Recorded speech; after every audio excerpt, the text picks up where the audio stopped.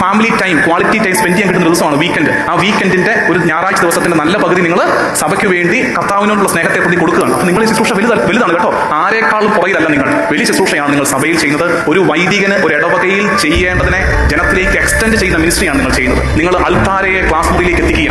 അൾത്താരയ്ക്കും class മുറിക്കും ഇടയ്ക്കാണ് നിങ്ങളുടെ സ്ഥാനം. അൾത്താരയിൽ നിന്ന് ആരംഭിക്കുന്ന കൃപയുടെ ഒഴുക്ക് ക്ലാസ് മുറികളിലേക്ക് എത്തിക്കുന്ന നീർപ്രവാഹങ്ങളാണ് ഓരോ മതാധ്യാപിക എന്ന് ഓർത്തേക്കണം. മനസ്സിലായോ? ഒരു സന്തോഷമൊക്കെ തോന്നിയില്ല ഇത്രയും കേട്ടപ്പോൾ? ഇങ്ങനെ കാര്യം പറയട്ടെ, മറ്റു മനുഷ്യരില്ലേ, ഇടവകയിലെ മറ്റു മനുഷ്യർ, ജീവിത പങ്കാളിയോ അയൽപ്പക്കാരോ മറ്റ് ഇടവകാംഗങ്ങളില്ലേ, അവരെ വിധിക്കുന്ന അളവ് കൊണ്ടാകില്ല കർത്താവ് നിങ്ങളെ വിധിക്കാൻ പോകും. നിങ്ങൾക്ക് വേറെ ഒരു വിധി കാത്തിരിപ്പുണ്ട്. കർത്താവ് ഒരു ചോദ്യം ചോദിക്കും. എന്റെ മക്കളെ എല്ലാ ഞായറാഴ്ചയും 1 മണിക്കൂർ നിന്റെ കൈകളിൽ ഏൽപ്പിച്ചിട്ട് നീ എന്താണ് ചെയ്തത്? നീ ആ പുസ്തകം തിരിച്ചും മറിച്ചും 2 പ്രാവശ്യം വായിച്ച് കേൾപ്പിച്ചിട്ട് എല്ലാം മനസ്സിലായില്ലേ എന്ന് ചോദിക്കുകയായിരുന്നോ? അതോ അതിനുവേണ്ടി ഒരുങ്ങി ഏറ്റവും ഭംഗിയായി കുഞ്ഞുങ്ങൾക്ക് വിശ്വാസം പറഞ്ഞു കൊടുത്തോ? നിന്റെ ജീവിതം കൊണ്ട് നീ വിശ്വാസം പ്രഘോഷിച്ചോ? ഇങ്ങനെ ഒരു ചോദ്യം നിങ്ങളുടെ തലയ്ക്ക് മുകളിൽ നിൽപ്പുണ്ട്.